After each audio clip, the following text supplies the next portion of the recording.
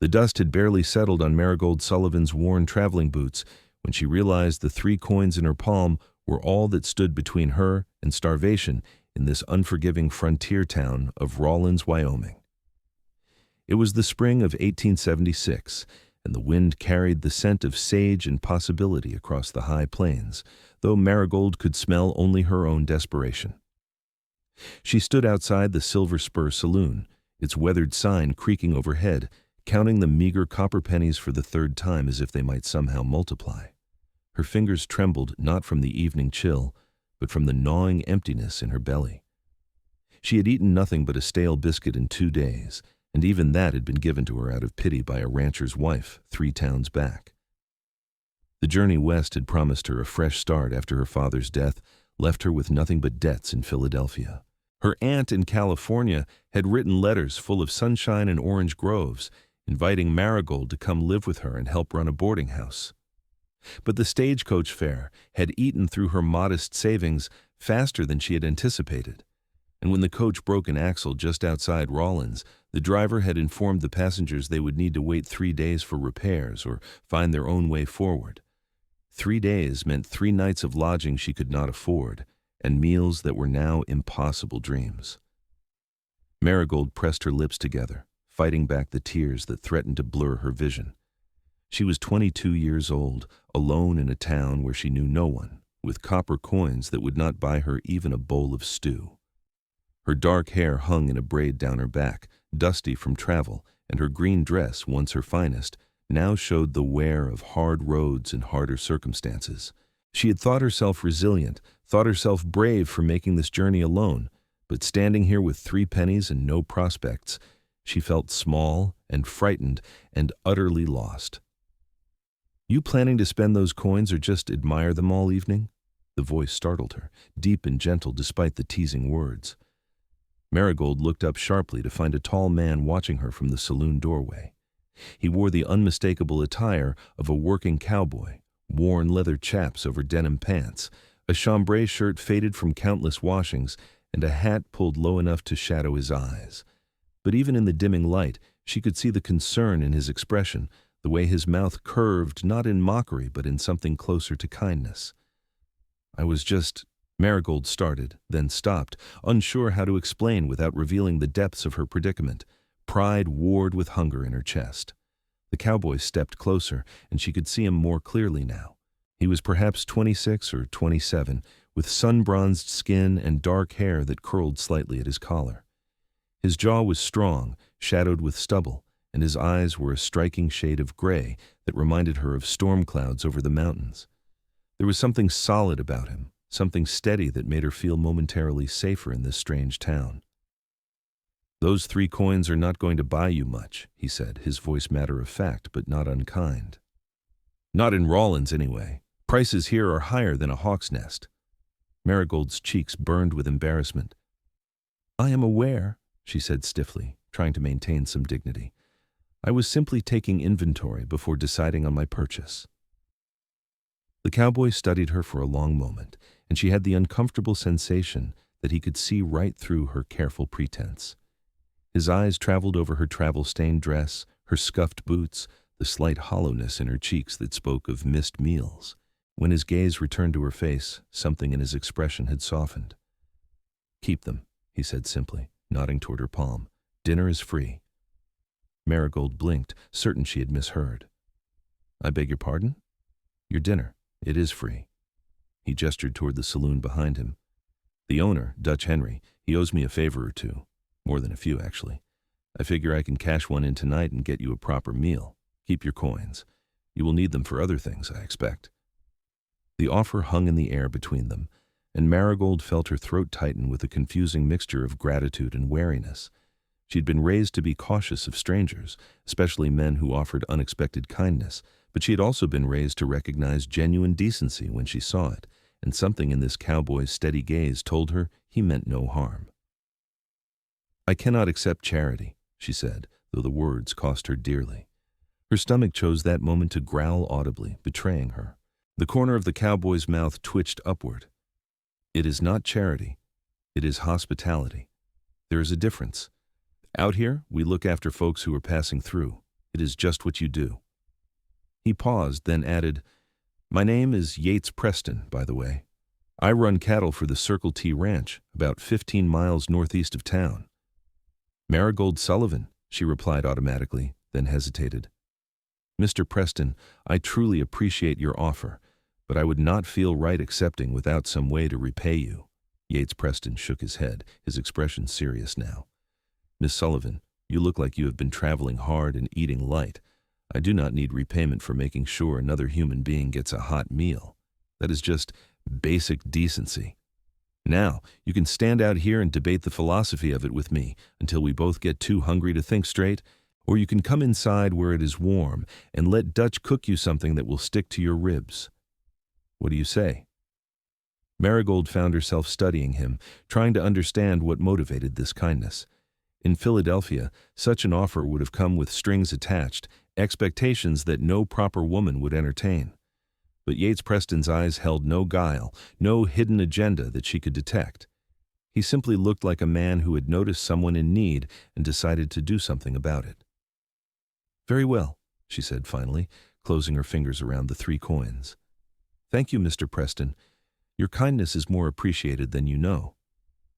"Yates," he corrected, stepping aside to hold the saloon door open for her. "Out here, we do not stand much on formality." The interior of the Silver Spur was exactly what Marigold had expected, dim and smoky, with rough wooden tables scattered around a central space and a long bar running along one wall. It was still early evening, so the crowd was thin, just a handful of men nursing drinks and playing cards. The air smelled of tobacco, whiskey, and cooking meat, and Marigold's mouth watered despite her nervousness. Yates guided her to a table in the corner, away from the other patrons, and pulled out a chair for her with an old-fashioned courtesy that surprised her. When he removed his hat, she could see his face fully for the first time. He was handsome, in a rugged, weathered way that spoke of long days under the sun and hard work that built character along with muscle. There was a small scar above his left eyebrow and laugh lines around his eyes that suggested he smiled often. "Dutch!" Yates called toward the bar. "You got any of that beef stew left from lunch?" A barrel-chested man with a gray beard emerged from a back room, wiping his hands on a stained apron. "Yates Preston, as I live and breathe. Thought you were supposed to be up in the high country moving cattle. Finished early. Good weather and better luck." Yates gestured to Marigold. "This is Miss Sullivan. She's passing through and could use a good meal. I'm calling in one of those favors you owe me." Dutch's shrewd eyes assessed Marigold, and she saw understanding dawn in his expression. Whatever he thought of the situation, he kept it to himself. "Stew, fresh bread, and I think I have some apple pie left from this morning. That sound acceptable?" "More than acceptable," Marigold said, her voice barely above a whisper. "Thank you." When Dutch disappeared back into the kitchen, Marigold turned to Yates. "You did not have to do this." "I know," he said simply, "but I wanted to." "Where are you headed, if you do not mind my asking?" "California, Sacramento specifically. My aunt runs a boarding house there and needs help. The stagecoach broke down, and I'm waiting for repairs."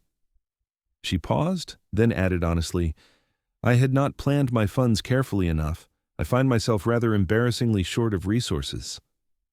Yates nodded slowly, his expression thoughtful. "Rawlins is not a cheap town to be stranded in. Most places charge Eastern prices for Western services. How long until the stage is ready?" 3 days, according to the driver. "And lodging? Where are you staying?" Marigold felt heat rise in her cheeks again. "I have not quite worked that out yet." Yates was quiet for a moment, and she could see him thinking through the problem. "The boarding house on 3rd Street, Mrs. Chen's place, she is fair and charges reasonable rates, but even reasonable is going to stretch 3 pennies pretty thin." "I will manage," Marigold said, though she had no idea how. Perhaps she could sleep in the stagecoach or find some sheltered spot out of the wind. The thought terrified her, but she would not allow herself to become a burden to this stranger, no matter how kind he seemed. Dutch returned with 2 steaming bowls of stew, thick with chunks of beef, potatoes, carrots, and onions in a rich brown gravy. He set down a basket of bread still warm from the oven and 2 tin cups of coffee that smelled like heaven. Marigold stared at the food, hardly daring to believe it was real. "Go on," Yates said gently. "Eat before it gets cold." She needed no further encouragement. The first spoonful of stew was so delicious she nearly wept. The meat was tender, the vegetables perfectly cooked, and the gravy seasoned with herbs that reminded her of home. She forced herself to eat slowly, to maintain some semblance of dignity, but it was difficult when every bite seemed to fill a hollow place inside her that went deeper than mere hunger. Yates ate quietly, not staring at her but giving her the space to enjoy the meal without feeling observed. It was a small kindness, but Marigold noticed and appreciated it. When she finally looked up from her nearly empty bowl, she found him watching her with an expression she could not quite read. "Better?" he asked. Much better," she admitted. "I cannot thank you enough, Mr. Preston." "Yates," she corrected when he raised an eyebrow. "This meal may have quite literally saved my life." "Things were that bad?" Marigold nodded, deciding there was no point in pretense now. "I had not eaten properly in 2 days. I was trying to stretch my money to cover the stagecoach fare, and I miscalculated badly. Pride has its place, but it does not fill an empty stomach." Yates leaned back in his chair, his fingers drumming thoughtfully on the table. "You said you need 3 days' worth of lodging and meals. What if there was a way to earn your keep in the meantime? Honest work, properly paid." Hope fluttered in Marigold's chest, followed quickly by suspicion. "What sort of work?" "The Circle T has been short a housekeeper since Mrs. Donnelly retired last month. The ranch owner, Tom Carlyle, he has been cooking and cleaning for himself and complaining about it constantly. His wife passed 2 years back, and he never learned to manage a household properly on his own. If you could help out for a few days, cook and clean and such, Tom would pay fair wages, probably feed you better than you have eaten in months, too. His hen house produces more eggs than he knows what to do with." Marigold considered this carefully. "How far is the ranch?" "About 3 hours by wagon. Tom comes into town every few days for supplies. He was here yesterday, so he will likely be back tomorrow or the day after. I could speak to him, arrange for him to meet you, and see if you would suit." "And the work would be legitimate? Cooking and cleaning?" Yates's expression grew serious. "Miss Sullivan, I give you my word as a man of honor. Tom Carlyle is a good person, a widower who misses his wife and struggles to keep his home in order. He would treat you with nothing but respect. If I thought otherwise, I would never suggest it." There was conviction in his voice that Marigold found reassuring. She had learned to read people during her years helping her father in his shop back in Philadelphia, and everything about Yates Preston suggested integrity. Still, 3 hours from town, alone at a ranch with men she did not know, was a risk. As if reading her thoughts, Yates added, "Tom's daughter Emma lives there too. She's 19, learning to manage the ranch accounts. You would not be the only woman on the property. And I am there most days, working the cattle. If you ever felt unsafe or uncomfortable, you would have people to turn to." The offer was almost too good to be true, which made Marigold wary. But what choice did she have? She could refuse, spend her 3 pennies on nothing useful, and hope for some miracle to carry her through the next 3 days. Or she could take a calculated risk on the kindness of this cowboy and the opportunity he presented. "I accept," she said finally, "with gratitude. When can I meet Mr. Carlyle?" "I will ride out tonight and talk to him. If he agrees, and I expect he will, I will bring him back tomorrow morning. You can spend tonight at Mrs. Chen's boarding house. I will cover the cost." "Yates, no, you have already done so much." He held up a hand to stop her protest. "One night's lodging, Miss Sullivan. Consider it an investment in making sure Tom gets a good housekeeper. If you are sleeping in a doorway somewhere, you will not be in any shape to work tomorrow." Marigold wanted to argue further, but exhaustion and relief were overwhelming her remaining resistance. "I will repay you," she said firmly. "Every penny, as soon as I receive wages from Mr. Carlyle." "If you insist," Yates said, though his tone suggested he did not particularly care about the money. "Now finish your stew. Dutch is bringing that pie, and you look like you could use the extra meal." True to his word, Dutch arrived with 2 generous slices of apple pie, the crust golden and flaky, the filling sweet and spiced with cinnamon. Marigold savored every bite, feeling strength return to her body with each mouthful of good food. Across the table, Yates ate his own pie and told her about Rawlins, about the railroad that had brought prosperity and trouble in equal measure, about the ranches that dotted the high plains and the challenges of raising cattle in country that could be beautiful and brutal in the same breath. He had a way of talking that put her at ease, his voice low and measured, with occasional flashes of dry humor that made her smile despite her circumstances.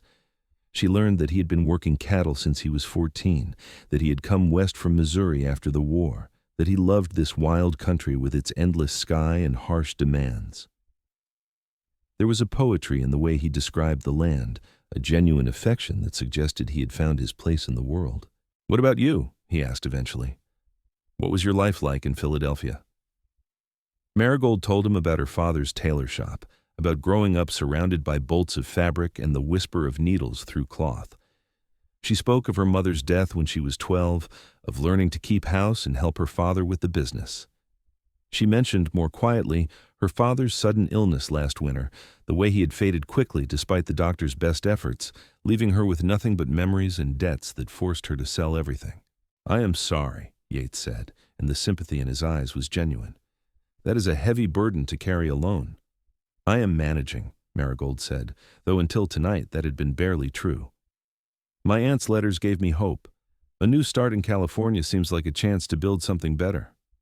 California is a long way off still, but Sacramento is supposed to be a fine city, growing fast with the railroad and all."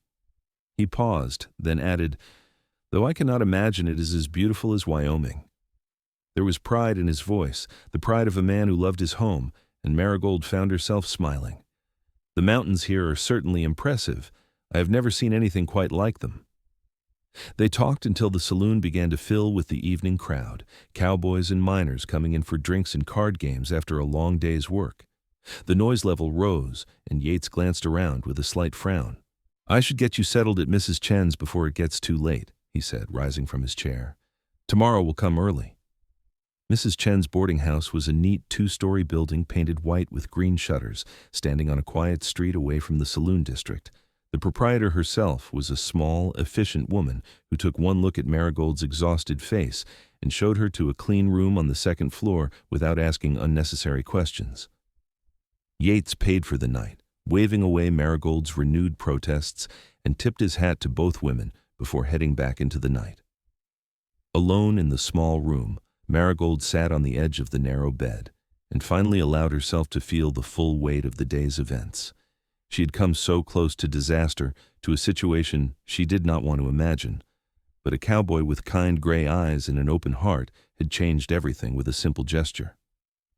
"Keep them. Dinner is free." 6 words that had quite possibly saved her life. She carefully placed her 3 coins on the bedside table, then unpacked her small carpet bag. Everything she owned in the world fit inside. 2 dresses, a nightgown, undergarments, her mother's prayer book, and a silver locket containing tiny portraits of her parents. It was a pitiful collection for 22 years of life, but it was hers, and she was determined to build something more from this foundation. Sleep came quickly, her body surrendering to exhaustion on the comfortable mattress. She dreamed of storm-gray eyes and a voice that promised safety in a dangerous world. Morning arrived, with sunlight streaming through the thin curtains. Marigold washed at the basin, dressed in her better dress, a deep blue calico that had survived the journey relatively intact, and braided her dark hair into a neat coil at the base of her neck. She looked respectable, she decided, studying her reflection in the small mirror. Tired, perhaps, and thinner than she had been a month ago, but respectable. Downstairs, Mrs. Chen provided a breakfast of eggs, toast, and strong tea. Marigold ate gratefully, knowing she needed to maintain her strength for whatever the day might bring. She was just finishing her second cup of tea when there was a knock at the front door.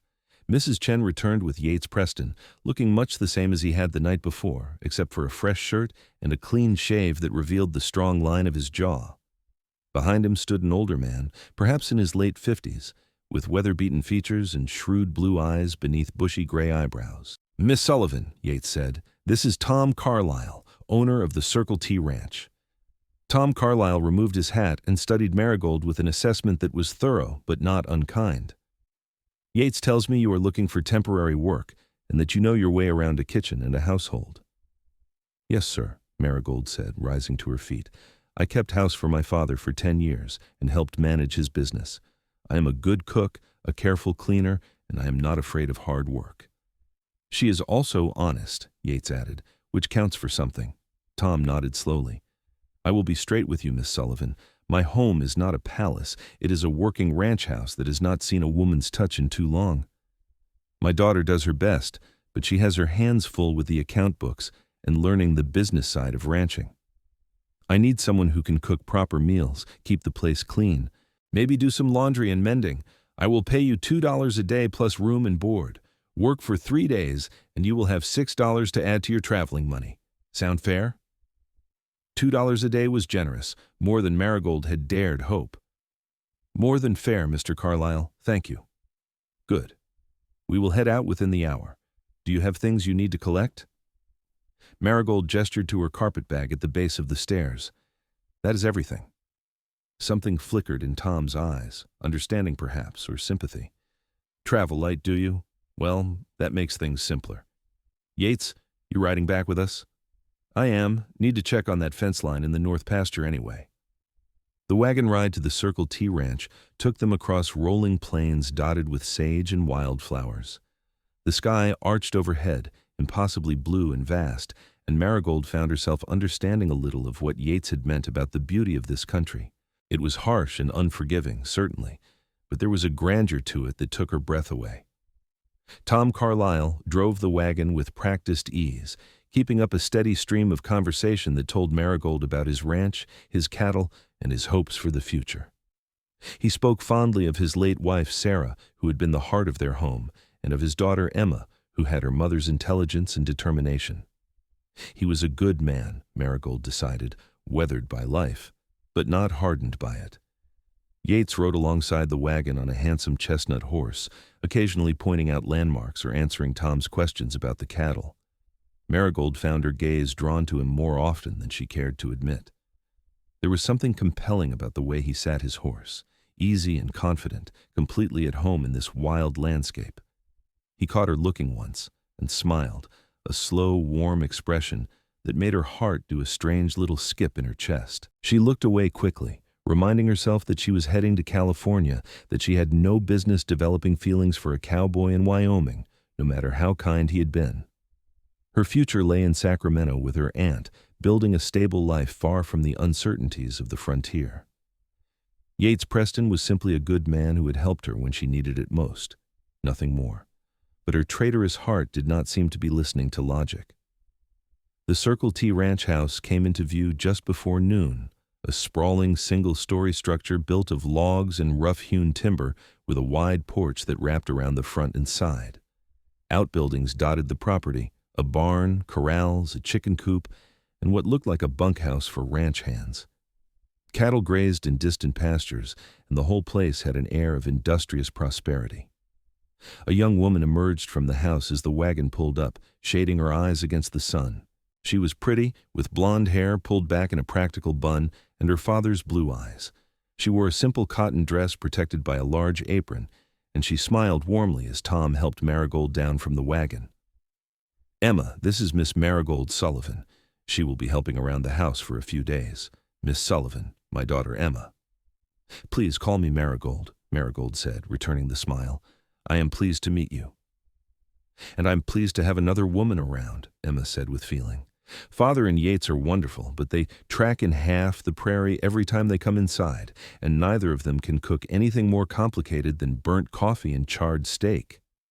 "I heard that," Yates said, leading his horse toward the barn, "and for the record, my coffee is not that bad." "It could strip paint," Emma called after him, grinning. She turned back to Marigold. "Come inside, and I will show you around. I warn you, the place is a bit of a disaster." Emma had not exaggerated. The ranch house was spacious and well-built, with good furniture and sturdy construction, but it desperately needed a woman's organizing touch. Dishes were piled in the kitchen, dust coated every surface, and the floors had not seen a proper scrubbing in far too long.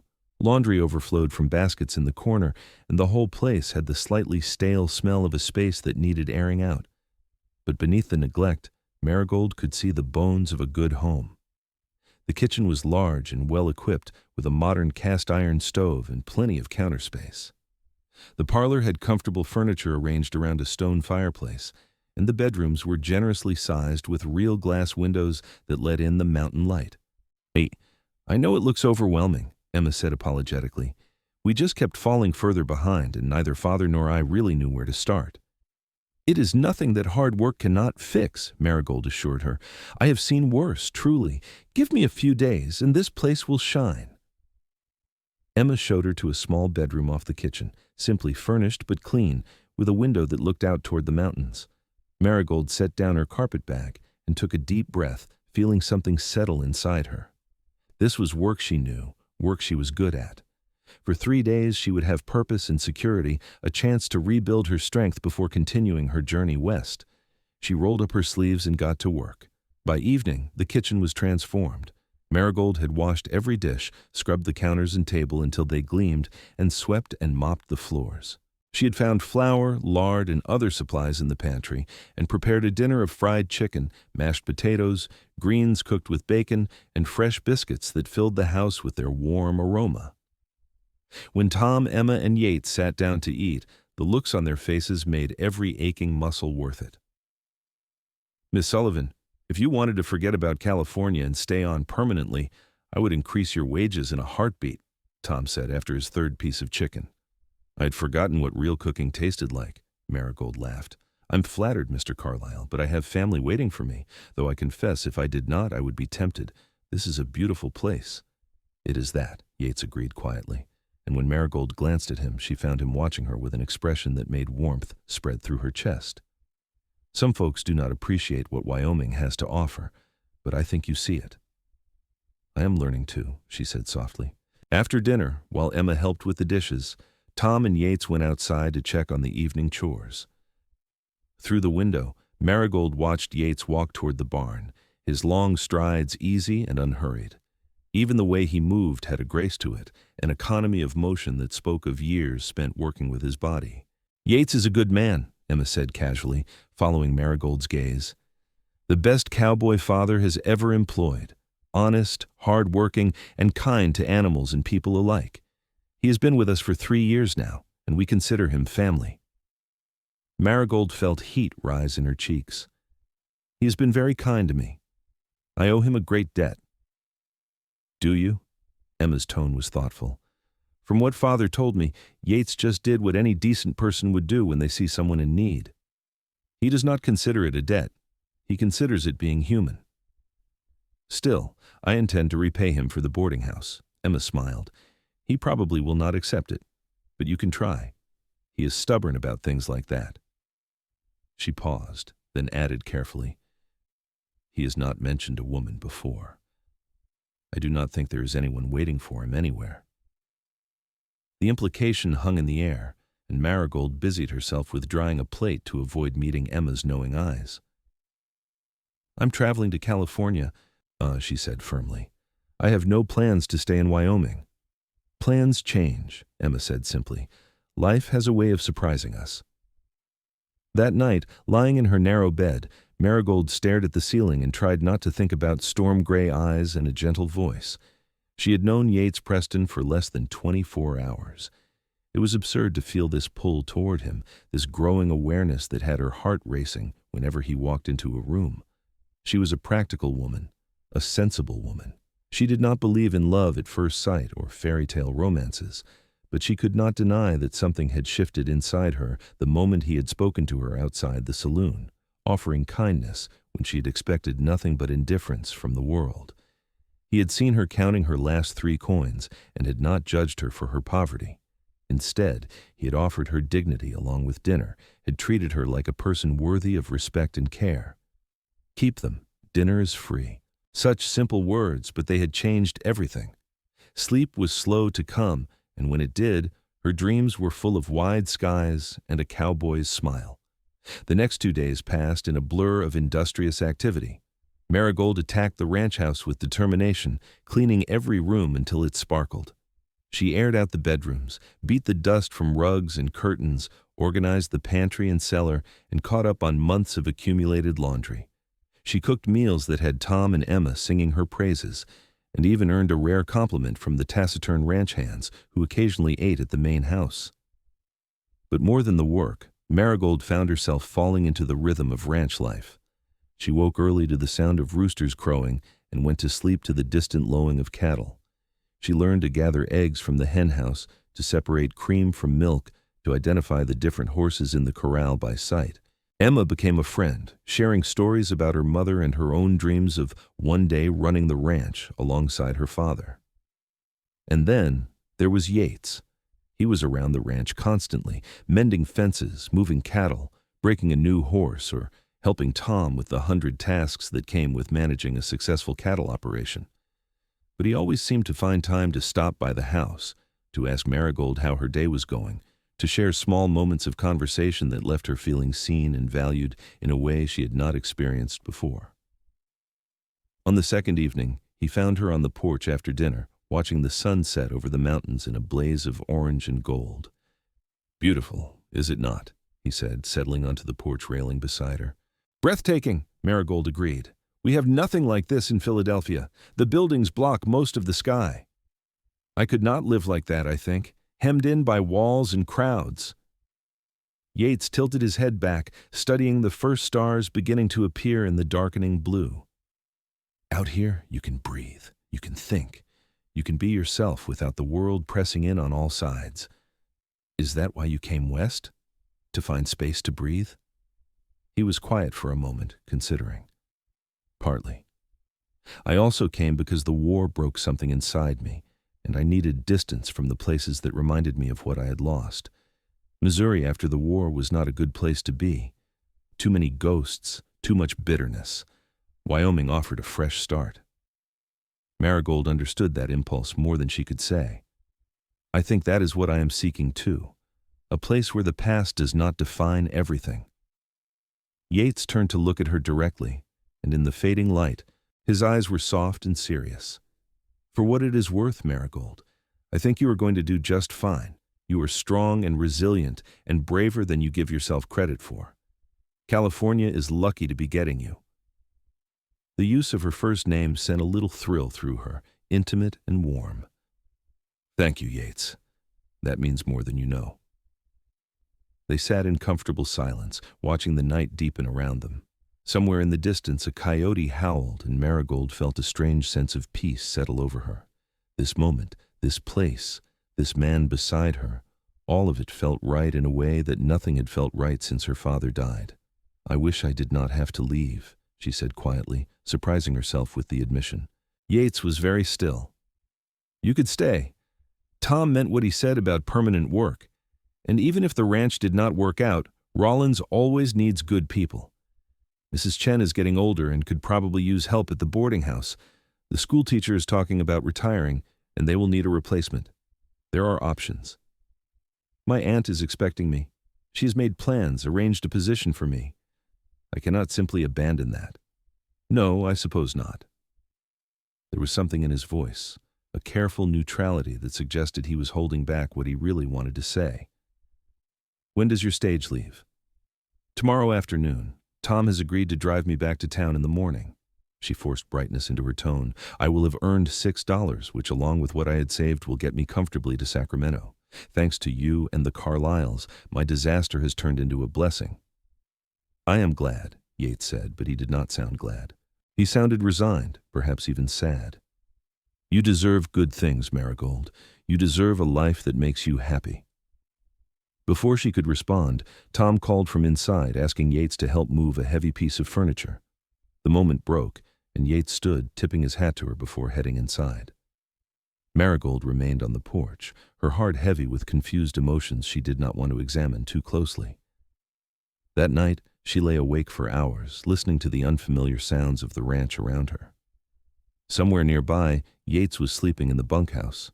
Tomorrow, she would likely never see him again. The thought created an actual ache in her chest, a physical pain that seemed disproportionate to their brief acquaintance. But it was not just the length of time, she realized. It was the quality of their interactions, the way he looked at her as if she mattered, the steady kindness that asked for nothing in return. Yates Preston had shown her a different way of being in the world, a code of honor and decency that she had thought existed only in novels. He had reminded her that good people still existed, even in hard places, and somewhere along the way, without meaning to, she had fallen halfway in love with him. The realization should have terrified her, but instead it felt inevitable, like watching the sun rise. Of course she had fallen for him. How could she not have? He was everything she had not known she was looking for. Kind and strong and utterly genuine. He did not put on airs or play games. He simply existed in his honest, steady way, treating everyone around him with respect and care. But it did not matter, she told herself firmly. She was leaving tomorrow. Her future was in California, and his was here in Wyoming. They lived in different worlds, wanted different things. It was better to recognize these feelings for what they were, a passing attraction born of gratitude and proximity, and let them go. She finally fell asleep in the dark hours before dawn, exhausted and heartsore. Morning arrived too quickly. Marigold dressed carefully, packed her carpet bag, and tried to ignore the leaden feeling in her stomach. Emma had prepared a farewell breakfast, and they ate together in the sunny kitchen, making determinedly cheerful conversation about Marigold's journey and her future in Sacramento. Tom had the wagon ready after breakfast, and Emma hugged Marigold tightly. "You have been a blessing to us," she said. "If you ever change your mind about California, you have a place here. Always." "Thank you," Marigold managed, her throat tight. "You have all been so kind. I will never forget it." She had expected Yates to be working somewhere on the ranch, allowing for a clean departure without painful goodbyes. But as she climbed into the wagon beside Tom, she saw him emerging from the barn, leading his horse. He swung into the saddle with easy grace and rode over to the wagon. "Thought I would ride into town with you," he said casually. "Need to pick up supplies anyway." Tom gave him a knowing look but said nothing. The wagon lurched into motion, and Marigold clasped her hands tightly in her lap, very aware of Yates riding beside them. They made desultory conversation during the journey, but tension hummed beneath the surface, things unspoken and unacknowledged. Rawlins came into view, the buildings stark against the vast landscape. Tom drove straight to the stage depot, where the repaired coach stood waiting. The driver was loading luggage, and a handful of other passengers milled about, preparing for departure. "Stage leaves in an hour," Tom said, helping Marigold down from the wagon. He pressed $6 silver into her palm. "Your wages, earned and deserved. You did fine work, Miss Sullivan. I'm grateful." "Thank you, Mr. Carlyle, for everything." Marigold clutched the coins, feeling their solid weight.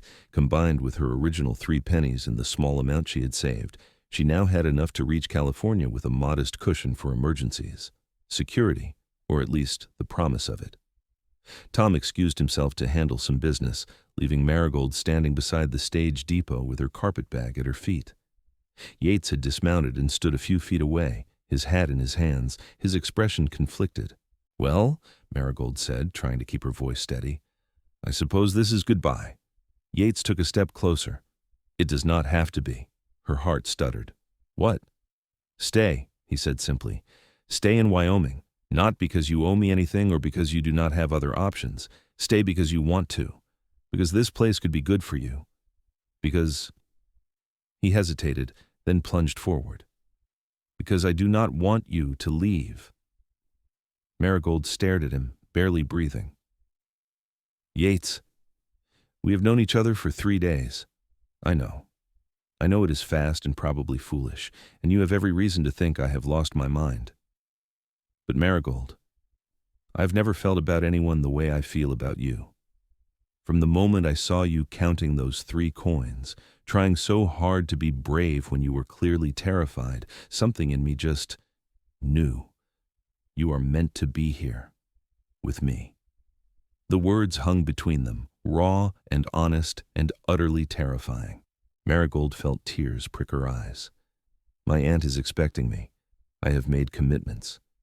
Write to her, explain that your plans have changed. If she cares about you, she will understand." Yates moved closer still, close enough that she could see the flecks of blue in his gray eyes, the sincerity written across every line of his face. "I am not asking you to marry me tomorrow, though I will confess that is where my heart is heading. I'm asking you to give us, a chance. Stay for a few weeks. Get to know me better. Get to know Wyoming. If you still want to go to California after that, I will personally pay for your stage fare and wish you well. But please, do not leave without at least considering the possibility that what we found in these 3 days might be worth exploring." Marigold's mind raced. This was madness. She had plans, a path forward that made sense. Staying in Wyoming for a cowboy she barely knew was the height of irresponsibility. It was romantic foolishness, the kind of impulse that ruined lives. But then she thought about the past 3 days, the way she had felt at the Circle T, useful and valued and at peace. The conversations with Yates on the porch, the comfortable silences, the growing certainty that she had stumbled into something rare and precious. The way her heart insisted, against all logic, that this man was important, that what existed between them was worth the risk. "I am terrified," she whispered. "So am I," Yates admitted, "but I'm more afraid of letting you walk away and spending the rest of my life wondering what might have been." The stage driver called out, announcing 15 minutes until departure. Other passengers began moving toward the coach. Decision time.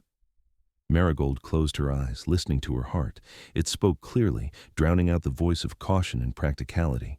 It said, "Stay," said this man, "this place." Said yes to the possibility of something beautiful growing from an improbable beginning.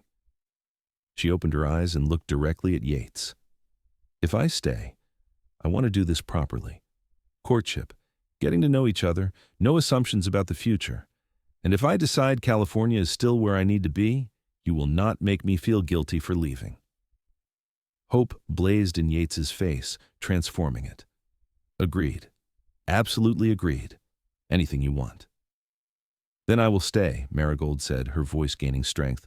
"I will stay and see what might grow from 3 coins and a free dinner." Yates's smile was radiant, like sunrise breaking over the mountains. He took her hands in his grip warm and solid and real. "You will not regret this. I swear to you, Marigold, I will spend every day proving that you made the right choice."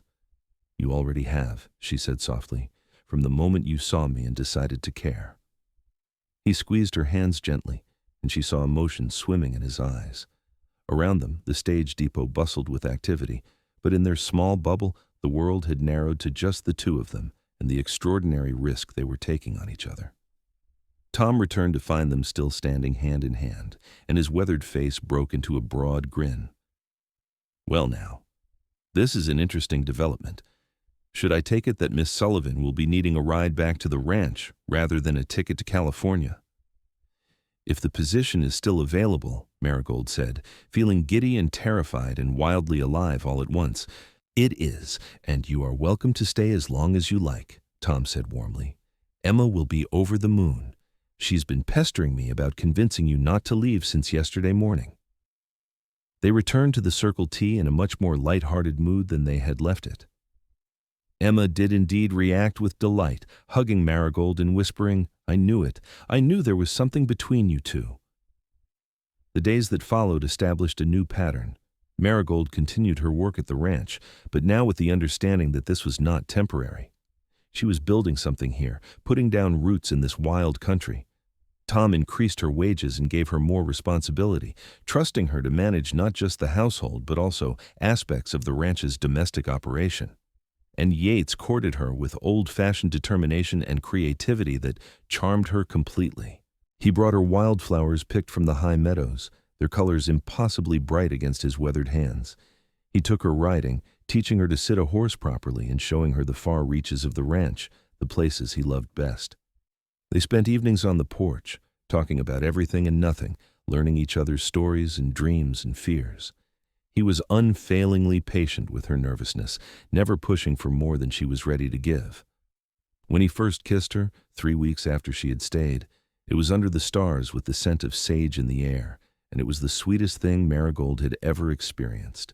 His lips were soft against hers, tentative and asking permission, and when she kissed him back, she felt something lock into place inside her chest, a sense of rightness that went soul deep. "I love you," he said against her mouth, the words a whisper and a vow. "I think I have loved you since I saw you standing outside that saloon, trying to be brave with 3 coins in your hand." "I love you too," Marigold replied, and saying it aloud was like setting down a burden she had not realized she was carrying. "I think I fell in love with you the moment you told me to keep my coins." They courted for 4 months, learning each other in the small moments and large. Marigold wrote to her aunt, explaining her change in plans and apologizing for any inconvenience. Her aunt wrote back with surprising understanding, saying she had always hoped Marigold would find a love match rather than simply accepting security. The blessing eased something in Marigold's heart, a lingering guilt about abandoning the California plan. In October, when the aspens had turned gold and the air carried the first hint of winter, Yates proposed properly. He took her to a high meadow where the view stretched for miles, the mountains standing sentinel in the distance, and got down on one knee with a ring he had commissioned from a jeweler in Cheyenne, a delicate gold band set with a small sapphire the color of the Wyoming sky. Marigold Sullivan, you are the bravest, strongest, kindest woman I have ever known. You took a chance on me when you had every reason not to. You stayed when leaving would have been safer. You saw something in this rough country and in this rough cowboy worth building a life around. Will you marry me? Will you be my wife and my partner and the person I get to love for the rest of my days? Tears streamed down Marigold's face as she nodded, unable to speak past the emotion clogging her throat. Yes, she finally managed. Yes, 1,000 times, yes. He slipped the ring onto her finger, and it fit perfectly, like everything else about them. Then he stood and kissed her thoroughly, and Marigold thought her heart might burst from happiness. They married in November, in a simple ceremony at the church in Rawlins. Emma served as maid of honor. Tom walked Marigold down the aisle, and half the town turned out to celebrate with them. Dutch from the Silver Spur provided the food, insisting it was his wedding gift, and Marigold made sure to thank him for that first free dinner that had changed the course of her life. Yates looked impossibly handsome in his best suit, his gray eyes shining with love and promise as he spoke his vows in a steady voice that carried through the church. Marigold wore a new dress, cream-colored silk that Emma had helped her sew, and felt beautiful and cherished and exactly where she was meant to be. When the preacher pronounced them husband and wife, Yates kissed her with enthusiasm that made the congregation laugh and cheer.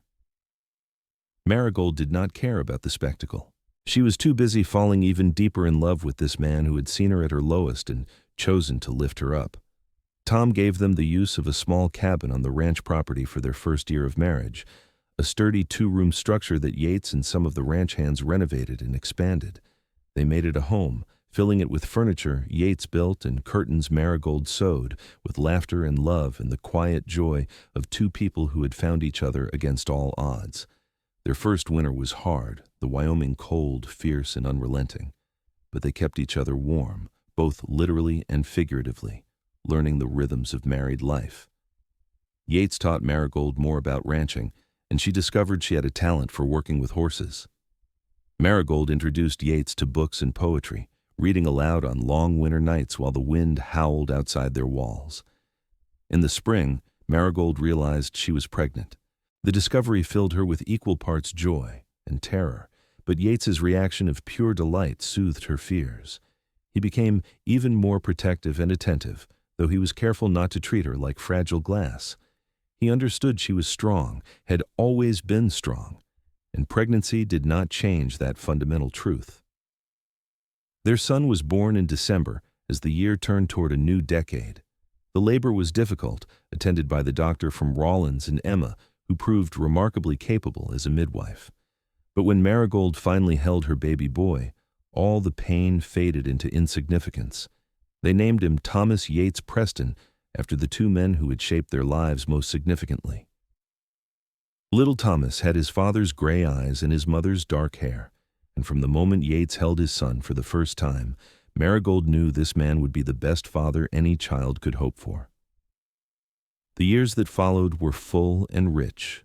Yates worked his way up from ranch hand to foreman, his dedication and skill earning Tom's complete trust.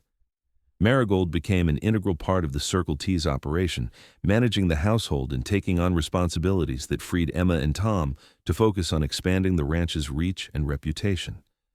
They had 2 more children in the following years, a daughter they named Sarah, after Tom's late wife, and another son, James, whose arrival completed their family. The cabin was expanded twice to accommodate their growing brood, eventually becoming a comfortable home that was always full of noise and love and the chaotic energy of children. Marigold never regretted her decision to stay in Wyoming. The life she built with Yates was richer than anything she could have imagined for herself in California. They faced hardships, certainly. There were drought years and harsh winters, cattle losses and financial struggles. But they faced everything together, their partnership growing stronger with each challenge overcome. Emma eventually married a banker from Cheyenne, a good man who appreciated her intelligence and business acumen. Tom lived to see his grandchildren born, both Emma's and the children he considered his own through his deep affection for Yates and Marigold. When he passed peacefully in his sleep at 72, he left the Circle T jointly to Emma and Yates, trusting them to continue his legacy. Yates and Marigold proved worthy of that trust. Under their management, the Circle T prospered, becoming one of the most respected ranches in the territory. They treated their ranch hands fairly, contributed to the community, and raised their children to understand both the privilege and responsibility of their position. On their 10th wedding anniversary, Yates took Marigold back to Rawlins, to the exact spot where they had first met outside the Silver Spur Saloon. The building had been renovated, Dutch long since retired, but the place still held meaning for them.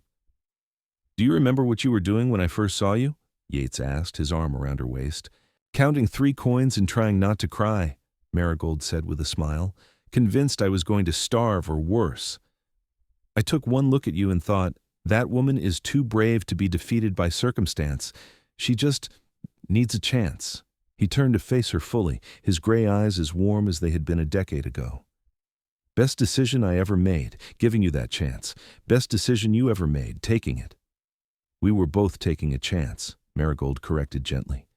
"You could have walked past me, ignored my situation.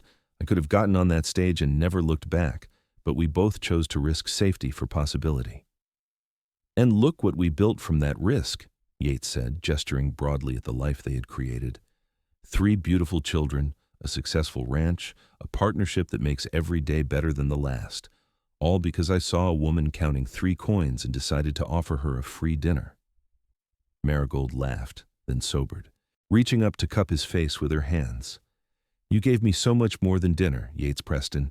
You gave me hope when I had none. You gave me a future when I thought I had lost everything. You gave me love when I had forgotten what it felt like to be cherished. You saved my life in every way that matters." "You saved mine too," he said quietly. "I was just going through the motions before you arrived, working, eating, sleeping, repeat. You reminded me what it means to truly live. You brought color and joy and purpose into my world. I was half a person before you, Marigold. You made me whole." They kissed there on the street corner, not caring who might see. 2 people still utterly in love after 10 years of marriage and all the trials and triumphs that entailed. The children grew, as children do. Thomas proved to have his father's gift with horses and cattle, eventually taking over much of the day-to-day ranch management. Sarah inherited her mother's organizational skills, and her grandfather, Tom's head for business, handling the financial side of operations with impressive acumen. James surprised everyone by developing a passion for law, eventually attending university in the East and returning to practice in Wyoming, where he fought for fair treatment of ranch hands and homesteaders. Marigold and Yates grew older together, their hair silvering, their faces lining with the marks of time and weather. But their love never diminished. If anything, it deepened, becoming a bedrock certainty that sustained them through everything life threw their way. On their 30th anniversary, surrounded by their children and grandchildren, Yates stood to make a toast. His hair was completely gray now, his face weathered by decades under the Wyoming sun, but his gray eyes still held that same warmth and steadiness that had captured Marigold's heart so long ago. 30 years ago, I was a cowboy with no particular prospects beyond a steady job and a place to sleep. Then, I saw a woman standing outside a saloon, counting 3 coins and trying not to look desperate. I knew in that moment that my life was about to change, though I could not have imagined how profoundly. Marigold, you have been my partner, my love, my best friend, and my greatest blessing. You took a chance on a rough cowboy in a wild land, and you built something beautiful from nothing. I thank God every day that you stayed, that you chose me, that you saw potential in 3 coins and a free dinner. Marigold rose, tears streaming down her face, and embraced her husband to the applause and cheers of their family. "I would make the same choice 1,000 times over," she whispered into his ear. You are my home, Yates Preston. You always have been. They danced that night, just as they had at their wedding 3 decades before, moving slowly to music played by their grandchildren, surrounded by the family they had built and the life they had created. Marigold rested her head against Yates's chest, listening to the steady beat of his heart, and thought about the impossible journey that had brought her here. From Philadelphia to Rawlins, from 3 coins to this abundance, from despair to joy, she had traveled further than mere miles could measure. She had found not just a husband, but a true partner, not just a home, but a purpose, not just survival, but a life worth living. And it had all started with a simple act of kindness from a cowboy who saw someone in need and chose to help. As the years continued to pass, Marigold and Yates became beloved fixtures in their community. They were known for their generosity, their fairness, and their enduring love story that became something of a local legend. Young couples would sometimes seek their advice, wanting to know the secret to a lasting marriage. Yates always said the same thing: find someone who makes you want to be better than you are, then work every day to deserve them. Marigold's answer was similar, but different. Choose someone with a good heart and strong character. Everything else can be built from that foundation. But privately, between themselves, they acknowledged that what they had was rare and precious, a combination of right timing, compatible personalities, and the willingness to take a risk on each other when the safe choice would have been to walk away. They grew old together on the ranch they loved, watching Wyoming change and modernize while certain essential truths remained constant. The land was still harsh and beautiful. The work was still hard and rewarding. And love, real love, was still the most powerful force in the world. When Yates was 71 and Marigold 67, they took one final ride together up to the high meadow where he had proposed all those years ago. The climb was harder now, their bodies not as spry as they once were. But they made it, determined to see once more the view that had witnessed so many important moments in their life together. They sat on a blanket, Marigold leaning against Yates's chest, his arms wrapped around her, and watched the sun set over the mountains. The sky turned shades of orange, pink, and purple, a masterpiece of natural beauty that never failed to move them. Do you ever wonder what would have happened if I had gotten on that stage? Marigold asked softly. Sometimes, Yates admitted. I imagine you would have done well in California. You have always been strong and capable. Your aunt's boarding house would have prospered under your management. But would I have been happy? Yates was quiet for a moment. Maybe, probably even. You would have made the best of it, built a good life. He tightened his arms around her. But I do not think you would have been this happy. And I know I would have been miserable, spending the rest of my life regretting that I let you go without fighting for you. You did not have to fight very hard, Marigold pointed out with a smile. I was already halfway in love with you. Were you really? Even after just 3 days? Especially after 3 days. You showed me exactly who you were in those 3 days, Yates. Kind, honest, generous, strong. Everything I did not know I was looking for. How could I not fall in love with you? They sat in comfortable silence as the light faded and stars began to appear in the darkening sky. Somewhere nearby, an owl hooted, and the evening wind carried the scent of pine and sage. I hope our children understand how lucky we are, Yates said eventually. I hope they find love like this in their own lives. They are well on their way, Marigold assured him. We raised them to value the things that matter. They will be fine. Because of you. You were always the heart of our family, Marigold, the steady presence that made everything work. We were partners, she corrected gently. I could not have done any of it without you. They made their way back down the mountain as the last light faded, moving slowly but steadily, still as attuned to each other as they had been 30 years before. That night, they fell asleep in each other's arms, as they had every night of their marriage, and they counted themselves blessed beyond measure.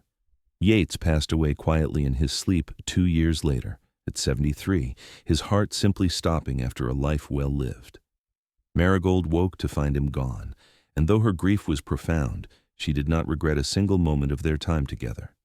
He had given her 43 years of love, laughter, partnership, and joy. He had been everything she had never dared to hope for, and she had been privileged to love him and be loved by him. She lived another 6 years, spending them surrounded by her children and grandchildren, passing on the stories and values that had defined her life. She spoke often of Yates, keeping his memory alive for the younger generations who had not known him as well. She told them about the cowboy who had seen a woman counting 3 coins and had changed both their lives with 6 simple words. Keep them. Dinner is free. On a spring morning, not long after her 75th birthday, Marigold Sullivan Preston passed away peacefully in her sleep, a smile on her face as if she had seen something wonderful in her dreams. Her children found her with her hands folded over her heart, wearing her wedding ring and the sapphire engagement ring that Yates had given her so many years ago. They buried her beside Yates on a hill overlooking the Circle T Ranch, the place they had built together and loved so well. The headstone was simple but meaningful. Marigold Sullivan Preston, 1854–1929.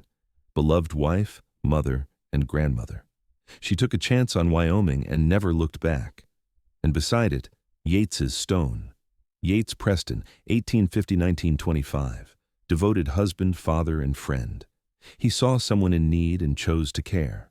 The ranch continued under the management of their children and eventually their grandchildren, each generation adding their own chapter to the story while honoring the foundation that Marigold and Yates had built. The tale of how they met became family legend, passed down through the years, a reminder that sometimes the most extraordinary lives begin with the simplest acts of kindness. And in Rawlins, Wyoming, where their story had begun, people still sometimes spoke of the cowboy and the woman with 3 coins, whose love had become the stuff of local legend. It was a story about taking chances, about seeing possibility where others saw only problems, about choosing hope over safety and love over fear. It was a story that reminded people that one moment of kindness can change everything, that one decision to care can ripple out into generations of love and legacy. It was, in the end, a story about how a single act of human decency, offered without expectation of reward, could become the foundation for a lifetime of happiness. And it all started with 3 coins, a free dinner, and a cowboy who chose to see a stranger's dignity rather than her desperation.